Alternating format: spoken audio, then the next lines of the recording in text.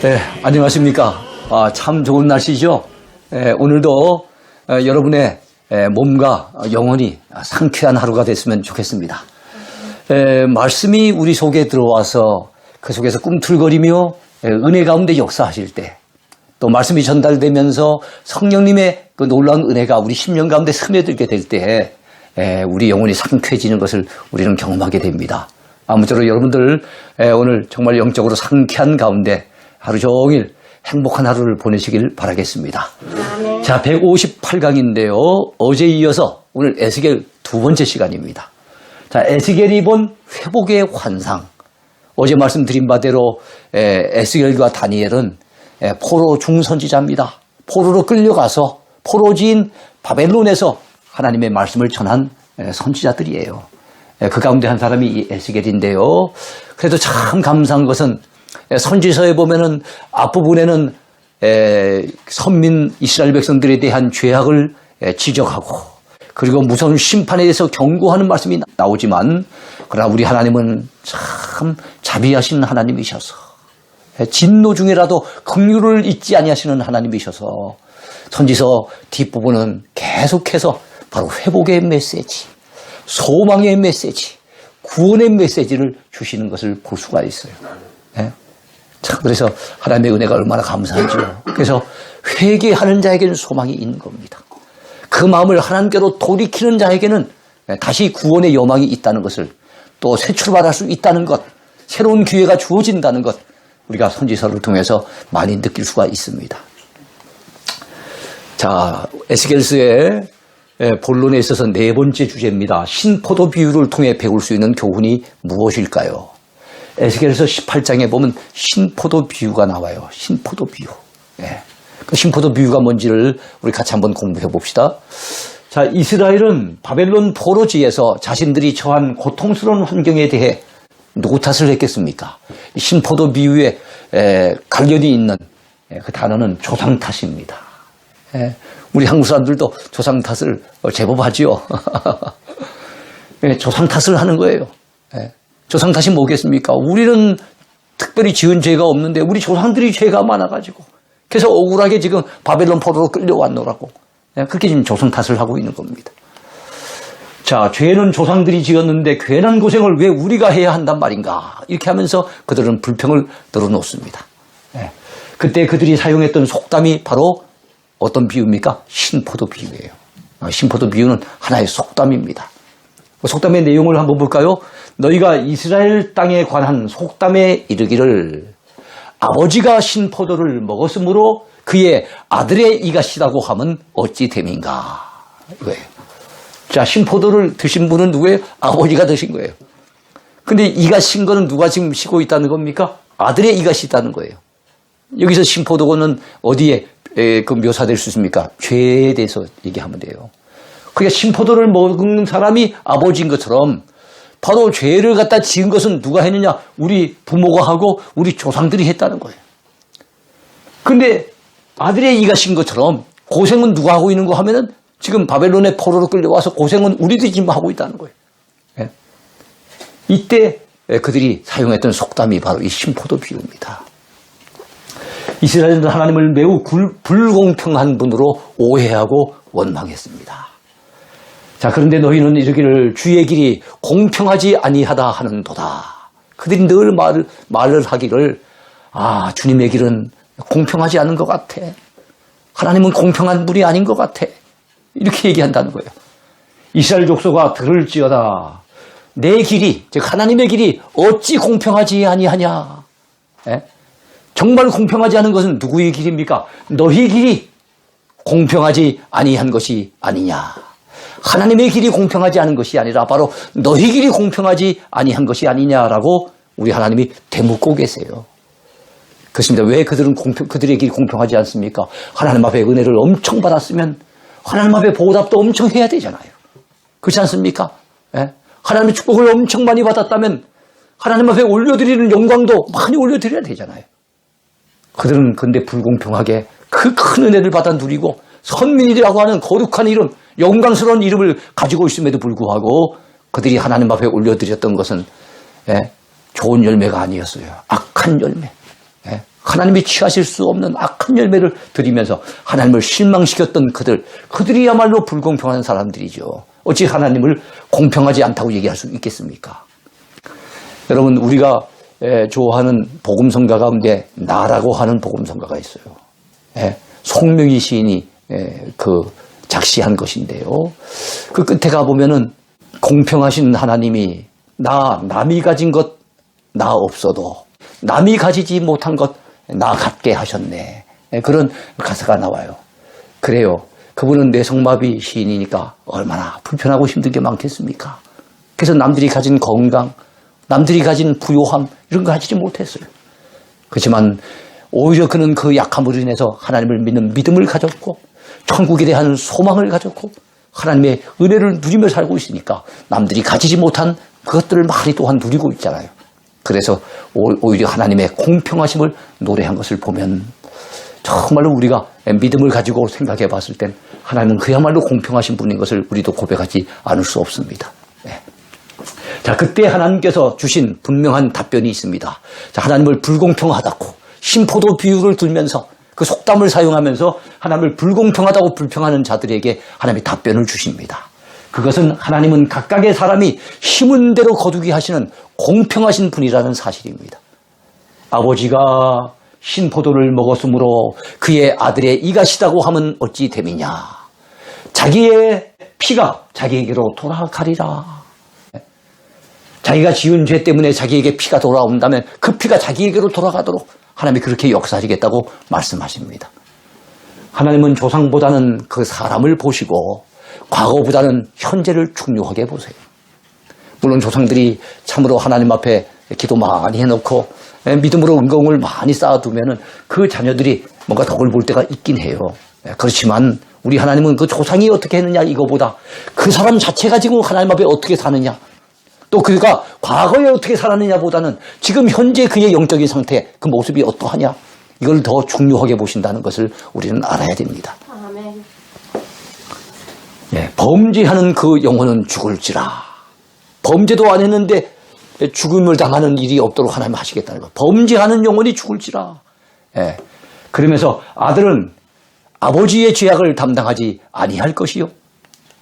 아버지는 아들의 죄악을 담당하지 아니하리라.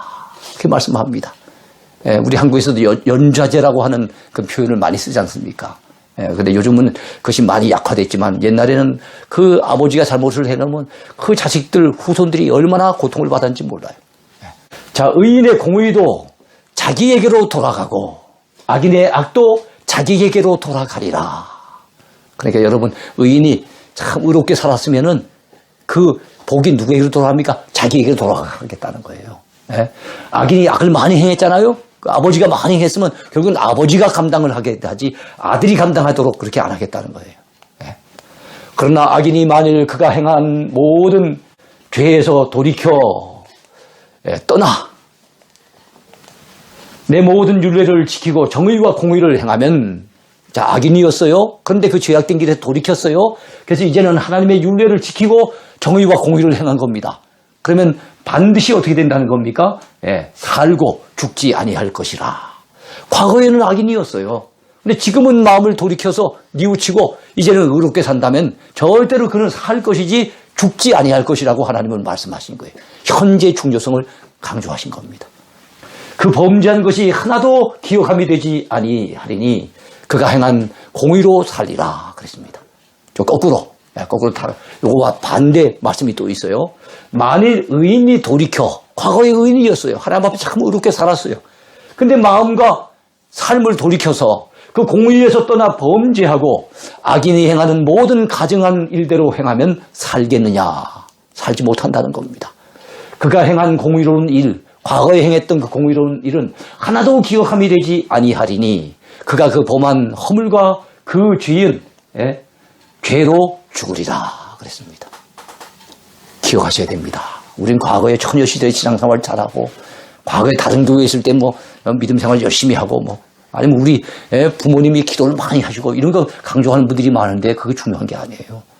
우리 부모님의 신앙보다 내 신앙이 중요합니다. 과거 10년, 20년 전의 신앙생활보다 내 지금 영적인 상태가 중요하다는 거 꼭 기억해야 됩니다. 하나님은 악인이 죽는 것보다 그가 악에서 떠나 사는 것을 기뻐하시는 분이세요. 주 여호와의 말씀이니라 내가 어찌 악인이 죽는 것을 조금인들 기뻐하랴. 그가 돌이켜 그 길에서 떠나 사는 것을 어찌 기뻐하지 아니하겠느냐. 그런 말씀합니다. 악인이 악 가운데 죽는 거 하나님 기뻐하시지 않는데요. 그 악한 길에 돌이켜서 떠나서 살게 되는 것을 하나님이 참 기뻐하신답니다. 너희는 너희가 범한 모든 죄악을 버리고 마음과 영을 새롭게 할지어다. 참 중요한 단어지요. 여러분 이 코로나 팬데믹을 거치면서 우리의 심령이 새로워졌으면 좋겠습니다. 아멘. 하나님 앞에서 우리의 삶의 태도가 새로워졌으면 좋겠습니다. 아멘. 하나님 앞에 올려드리는 우리의 예배가 새로워졌으면 좋겠습니다. 예, 그래서 우리의 삶 그 자체가 뭔가 이런 계기를 통해서 새로워진다면 분명히 우리의 미래는 밝을 것이고 우리 장래의 희망은 빛나게 될 줄로 믿습니다. 아멘. 이스라엘 족속아 너희가 어찌하여 죽고자 하느냐. 주 여호와의 말씀이니라. 죽을 자가 죽는 것도 내가 기뻐하지 아니하노니 너희는 스스로 돌이키고 살지니라. 스스로 돌이키고 살지니라. 그렇습니다. 회개하는 자에게 사는 길이 열립니다. 네. 하나님께서 마음을 돌이켜 하나님께로 돌아오는 자에게 반드시 살 길을 열어주십니다. 아멘. 다섯 번째입니다. 여러분 에스겔 24장에 보면 녹슨 가마의 비유가 나오는데 그 비유를 통해서 배울 점이 있을 것 같습니다. 녹슨 가마의 비유는 바로 범죄하고 타락한 이스라엘 백성들의 죄악을 녹여내고 하시기 위해서 하나님이 불심판을 통해서 그들의 영적인 상태를 정결케 하고자 하는 바로 그런 비유입니다. 자, 유다 백성들은 환란의 때를 만났을 때에 예루살렘 성에 모여들었어요. 그래도 예루살렘은 성이 쌓여져 있으니까 그곳은 안전하지 않겠는가 싶어서 모여들었습니다. 자, 그 성이 불타는 가마가 될 줄도 모르고 그 성만은 멸망하지 않을 줄로 기대하고 바로 예루살렘에 모여들었던 것입니다. 자, 성 안에 모여있던 백성들은 불타는 가마 속에서 타버린 고기처럼 비참한 상상을 맞게 됩니다. 예, 여러분 가마솥 있잖아요. 가마솥으로 밥도 하지만 고기도 삶는가 봐요. 예, 그런데 너무 태우면 어떻게 됩니까? 그 속에 가마솥 속에 있는 고기가 타버리잖아요. 그처럼 이 가마솥이 어딘가 하면 예루살렘 성인 거예요. 불타버린 고기 같은 존재가 누군가 하면 바로 그 속에서 죽어가는 바로 예루살렘 주민들인 거예요. 자, 그런데 그 가마는 어떤 가마였습니까? 지금 이글이글 심판의 불이 타고 있는 그 가마는 어떤 가마였는가? 녹슨 가마였어요. 여러분 성경에서 녹은 주로 죄와 연관되어져서 많이 사용이 되어집니다. 그래서 녹슨 가마는 죄악으로 녹슨 바로 예루살렘을 상징하는 거예요.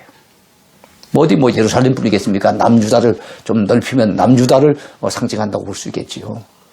그 백성들은 죄악으로 녹이 슬어 있는 상태에 있었어요. 이 녹을 지우려고 하면, 녹을 벗겨내려고 한다면 필요한 게 뭡니까? 불을 떼야 되는 거예요. 열을 가해야 되는 거예요. 그래야만 녹을 벗겨낼 수가 있는 겁니다. 그러므로 주 여호와께서 이같이 말씀하셨느니라. 피를 흘리는 성읍 녹슨 가마 곧 그 속에 녹을 없이 하지 아니한 가마여. 즉 죄악을 버리지 아니한 바로 예루살렘을 얘기합니다. 화 있을진저 제비 볼 것도 없이 그 덩이를 하나하나 꺼낼지어다. 여러분 녹슨 가마에서 녹을 벗겨내려면 불로 달구어야 하듯이 이 불은 성경에서 물론 성령의 뜨거운 불이 그거는 선하게 이렇게 사용될 때 사용됩니다만 대다수의 경우는 심판을 상징할 때 불이 사용됩니다. 바로 심판의 불은 예루살렘의 정결을 위해 피할 수 없는 것이었어요. 가마가 빈 후에는 자, 그 속에 있는 고기를 다 집어냈어요. 불타버린 고기를 다 집어낸 다음에 가마가 빈 후에는 숯불 위에 놓아 뜨겁게 달구어 가지고 그 가마에 놋을 달궈서 그 속에 더러운 것을 녹게 하며 녹이 소멸되게 하라. 그렇게 말씀하고 있습니다. 그래요. 소멸되게 하는 게 뭐예요? 녹이 소멸되도록. 하나님이 없이 하고자 하는 것은 바로 그들의 죄악으로 녹슨 모습들. 바로 죄악을 없이 하고 가마를 갖다가 여러분 깨끗하게 하는 것처럼 바로 예루살렘을 정결케 하고 바로 남유다 백성들을 새롭게 하고자 하는 것이 하나님의 마음이었어요. 하나님께서는 에스겔 선지자에게 여러분 아내가 죽더라도 울지 말라고 하셨어요. 여러분 아내가 죽었는데 어찌 울지 않을 수 있습니까? 그런데도 하나님이 이렇게 명하신 겁니다. 즉 하나님의 심판으로 인한 예루살렘의 멸망은 너무나도 참혹하여서 백성들은 울 수조차 없는 거예요. 바로 이런 상황을 바로 아내가 죽었는데도 울지 못했던 바로 그 에스겔 선지자의 그 삶의 비유가 되는 겁니다. 회개에도 골든타임이 있어요. 여러분 우리가 뇌출혈이 오거나 아니면 뇌경색을 만나거나 하면 어떻게 됩니까? 빨리 병원을 데려가야 되잖아요. 그 다음에 또 여러분 심장마비에 걸려도 빨리 가야 되지 않습니까? 그래야만 그 사람을 살려낼 수가 있는 거예요. 그런데 회개에도 골든타임이 있어요. 하나님의 심판이 이미 이루어지고 난 다음에 그때 회개해봤자 버스 지난 다음에 손 흔드는 것처럼 어리석은 일인 거예요. 개인이나 국가나 하나님의 무서운 심판을 피하려면 여러분 회개의 기회를 놓치지 말아야 합니다. 그래요. 기회는 지나고 난 다음에 놓쳐버리고 난 다음에 후회해봤자 소용이 없는 거예요. 기회 있을 때 잡아야 됩니다. 네. 자, 6번째입니다. 마른 뼈들이 살아나는 환상을 하나님께서 에스겔에게 왜 보여주셨을까요? 여러분 에스겔서에 나오는 환상 가운데 유명한 환상이 있죠. 바로 마른 뼈들이 살아나는 환상이에요. 에스겔 37장에 나오는 환상입니다. 하나님께서는 에스겔 36장을 통해 이스라엘의 회복에 대해 이미 말씀을 해 주셨습니다. 여러분 마른 뼈 환상은 37장인데 36장은 그 이스라엘 백성들의 심령의 회복에 대한 말씀이 나와요. 진정한 회복은 마음으로부터 시작이 됩니다.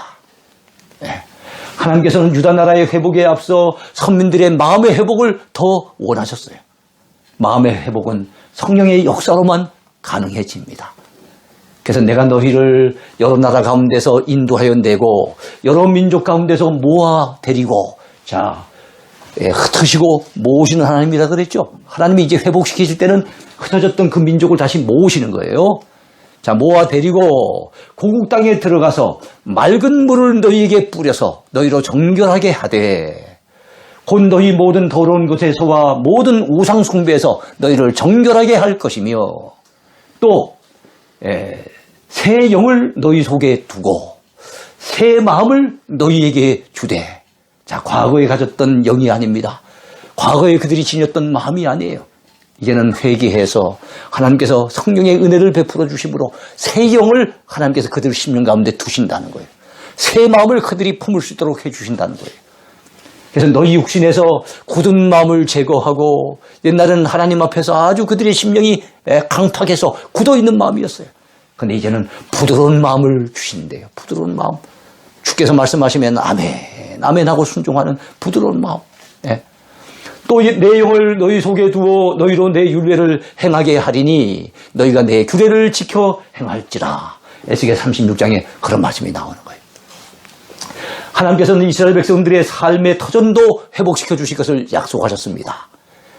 내가 너희를 모든 더러운 데에서 구원하고 모든 더러운 가운데 이방 나라에서 그들이 발이 더럽혀져 있을 것 아닙니까? 그런 가운데서 구원해 내시고 곡식이 풍성하게 하여 기근이 너희에게 닥치지 아니하게 할 것이며 또 나무의 열매와 밭의 소산을 풍성하게 하여 하나님께서 그들의 삶의 환경들을 풍성하게 만들어 주신대요. 너희가 다시는 기근의 욕을 여러 나라에서 당하지 아니하게 하리니 그랬습니다. 전에는 지나가는 자의 눈에 황폐하게 보이던 그 황폐한 땅이 장차 경작이 될지라. 돌아오게 되면은 그 황폐했던 고토, 그 가나안 땅을 하나님께서 이제 경작이 가능한 땅으로 이제 바꾸어 주신다는 거예요. 사람이 이르기를 이 땅이 황폐하더니 이제는 에덴 동산 같이 되었고, 와, 과거에 황폐했던 이런 땅이 이제는 에덴 동산 같이 되었네. 사람들이 놀랄 만큼 그 환경을 바꾸어 주신다는 겁니다. 황량하고 적막하고 무너진 성읍들의 성벽과 주민이 있다 하리니 사람들이 다 포로로 끌려가고 죽임당하고 해서 적막강산이던 그 무너진 성읍들에 이제는 성벽이 세워지고 주민이 많이 들어와 살 수 있는 그런 땅으로 탈바꿈시켜 주신다고 약속하고 있습니다. 그러나 하나님께서 주신 회복에 대한 약속은 쉽게 이해될 수 있는 것은 아니었어요. 왜냐하면 그 당시에 그들이 포로로 끌려가서 살고 있는 삶의 상황은 너무나도 비참한 상황이었고, 그들이 연약한 힘으로는 그들이 바벨론 포로에서 돌아온다는 것 자체가 꿈조차 꿀 수 없는 불가능해 보이는 일들이었어요. 자, 그 당시 유다 백성들이 처한 현실만 생각했을 때는 도저히 불가능해 보이는 일이 바로 선민들의 회복의 일이었어요. 그들의 모습은 마치 죽은 지 오래되어 마른 뼈가 된 것 같은 상황이었어요. 그 마른 뼈 환상은 그래 나오는 겁니다. 그때 하나님께서는 에스겔에게 마른 뼈들이 살아나는 환상을 보여주시며 깨우쳐 주셨어요. 다 마른 뼈, 생명이 없는 것 같고 희망이 없는 것 같고 전혀 무슨 변화의 가능성이 없어 보이는 마른 뼈도 그들이 꿈틀거리면서 살아나가지고 결국에는 어떻게 됩니까? 큰 군대를 이루는 그 모습을 통해서 마른 뼈같이 아무런 소망이 보이지 않는 바로 유대 백성들이 이제는 하나님의 영적인 군대가 되어져서 돌아오게 될 것을 하나님께서 비전으로 보여주시는 거예요. 예. 하나님께서 역사하시면 되는 거예요. 하나님께서 하시면 어떤 상황 가운데서도 반드시 회복될 수 있다는 사실을 확신시켜 주신 그 환상이 마른 뼈 환상이었어요. 예. 여러분, 마른 뼈와 같이 영적으로 죽은 자들은 하나님의 말씀을 들어야 합니다. 그래서 너희 마른 뼈들아 여호와의 말씀을 들을지어다 그렇게 말씀하고 있어요. 예. 바로 에스겔이 하나님의 말씀을 대언하고 있는 장면인 겁니다. 예. 자, 여러분, 하나님의 말씀은 살아있고 활력이 있어서 좌우에 나선 어떤 검보다도 예리하다고 히브리서 사장이 말씀하고 있습니다. 혼과 영과 및 관절과 골수를 찔러 쪼개기까지 하며 또 마음의 생각과 뜻을 판단하는 것이 하나님의 말씀의 능력인 거예요. 그래, 하나님의 말씀은 여러분 그 말씀이 들어가는 곳에는 죽은 영혼이 살아나는 역사, 죽은 영혼이 새롭게 되는 역사가 있을 것을 성경을 말씀하고 있는 겁니다. 그게 말씀의 능력이에요. 여러분, 하나님의 성령의 생기가 들어가는 곳에 살아나는 역사가 일어난다는 거 꼭 믿으시기 바랍니다.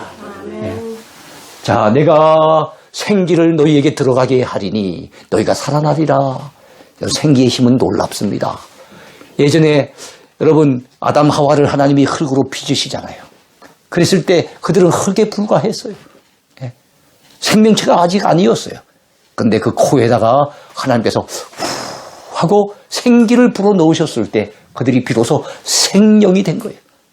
살아있는 영적인 존재가 된 거예요. 그래서 하나님의 생기는 이렇게 생명력을 불어넣는 것이라는 걸 알아야 됩니다. 너희 위에 힘줄을 두고 살을 입히고 가죽으로 덮고 너희 속에 생기를 넣으리니 자, 너희가 살아나리라. 너희가 살아나리라. 여기서 너희는 누굽니까? 바로 마른 뼈들을 얘기하는 거예요. 또 내가 여호와인 줄 너희가 알리라 하셨다 하라. 과거에는 유다 백성들이 하나님의 하나님됨을 잘 몰랐어요. 하나님을 저 유다 땅에서만 다스리는 분 정도로 알았어요. 이 바벨론에서 그들을 건져내시고 구원해내실 그 강하신 능력을 가진 그 하나님인 걸 몰랐어요. 그런데 여러분, 정말 마른 뼈 환상들을 통해서 정말 유다 백성들의 회복을 갖다 보여주시는 그 비전을 통해서 여러분 무엇을 나타내고 있습니까? 하나님의 하나님됨을 보여주는 거예요. 그래서 결국에는 이스라엘 백성들이 그런 놀라운 회복의 역사를 통해서 아, 역시 하나님은 하나님이시구나. 하나님의 하나님됨을 알게 될 것을 예고하고 있어요. 그래서 너희가 나를 여호와인 줄 알리라. 이거는 여러분 그 에스겔서에서 대단히 중요한 말씀이에요. 그래서 모두 65번, 65회나 이 말씀이 등장합니다. 너희가 나를 여호와인 줄 알리라. 자, 영적으로 죽었던 그들도 살아나면 그렇게 큰 군대를 이룰 수 있습니다. 이에 내가 명령을 따라 대언하니 대언할 때에 소리가 나고 움직이며 이 뼈 저 뼈가 들어맞아 뼈들이 서로 연결되더라. 내가 또 보니 그 뼈에 힘줄이 생기고 살이 오르며 그 위에 가죽이 덮이나 그 속에 생기는 없더라. 자, 생기가 없는 상태에 있을 때 어떡합니까? 또 내게 이르시되 인자야 너는 생기를 향하여 뭐 하라고요? 대언하라. 대언하라. 하나님을 대신해서 말씀하는 거예요. 생기에게 대언하여 이르기를 주 여호와께서 이같이 말씀하시기를 생기야 사방에서부터 와서 이 죽음을 당한 자에게 불어서 살아나게 하라. 살아나게 하라 하셨다 하라. 그래요. 여러분, 생기야 사방에서부터 와서 이 죽음을 당한 자에게 불어서 살아나게 하라 했을 때 어떻게 됩니까? 정말 그들이 꿈틀거리며 깨어나고 살아나고 그래서 극히 큰 군대를 이루는 이 놀라운 환상을 에스겔이 보게 된 거예요. 자, 이에 내가 그 명령대로 대언하였더니 생기가 그들에게 들어가매 그들이 곧 살아나서 일어나 서는데 극히 큰 군대더라 그랬어요. 어떻게 마른 뼈가 극히 큰 군대가 될 수 있습니까? 그들에게 말씀이 전달되고 그들의 심령 가운데 생기가 들어가게 될 때 바로 그런 역사가 있었다는 거예요. 오늘 우리 한국교회가 과거에 비해서 영적으로 많이 잠자고 있는 것 같고 또 더 심하게 얘기하면 영적으로 죽어 있는 것 같은 그런 모습을 보이기도 합니다.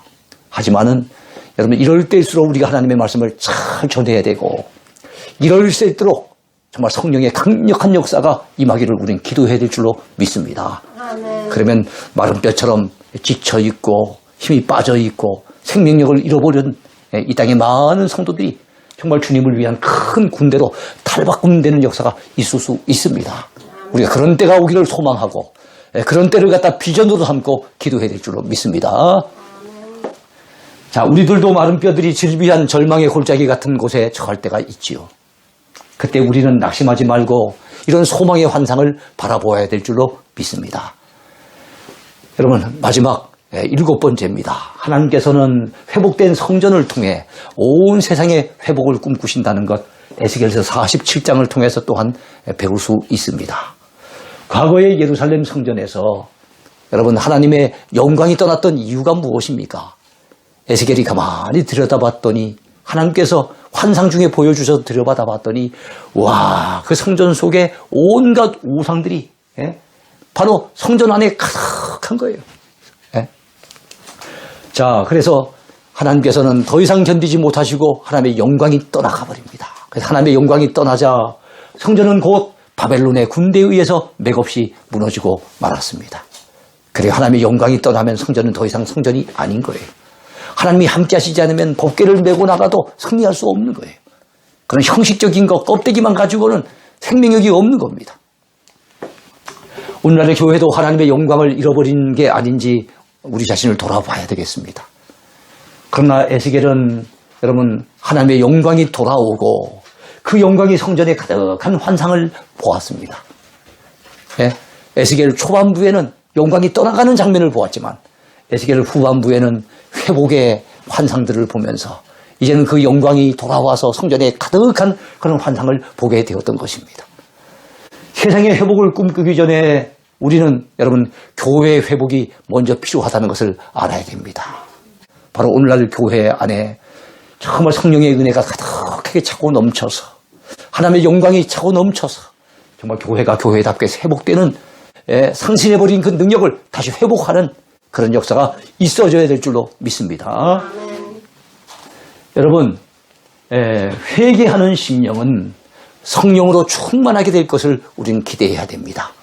그리고 회복된 교회는 하나님의 영광으로 가득하게 될 것을 우리는 또한 알아야 됩니다. 그래요. 회개하면 성령으로 충만하게 역사하실 겁니다. 교회가 회복되면 하나님의 영광이 가득하게 될 것입니다. 하나님께서는 회복된 성전에서부터 이 세상이 회복되는 꿈을 꾸셨어요. 성전의 회복으로부터 이 세상이 회복되는 것이 바로 그 성전의 회복으로부터 시작되어져서 이 세상이 전체가 회복되는 것을 우리 하나님은 꿈을 꾸셨다는 겁니다. 성전이 회복되면 세상의 회복이 시작됩니다. 에스겔이 본 환상 가운데 생명의 강물이 성전 문지방에서부터 흘러나오는 것을 그는 또한 바라봅니다. 그가 나를 데리고 성전문에 이르시니 성전의 앞편이 동쪽으로 향하였는데 그 문지방 밑에서 물이 나와 동쪽으로 흐르다가 성전 오른쪽 제단 남쪽으로 흘러내리더라. 이 생명의 강물은 여러분 발목과 무릎과 허리를 거쳐 헤엄칠 만한 큰 강을 이루게 될 것이라고 말씀하고 있습니다. 생명의 강물. 정말 많은 영혼들이 그 속에서 참 은혜로 헤엄칠 만한 큰 강을 이루게 될 것을 예고했습니다.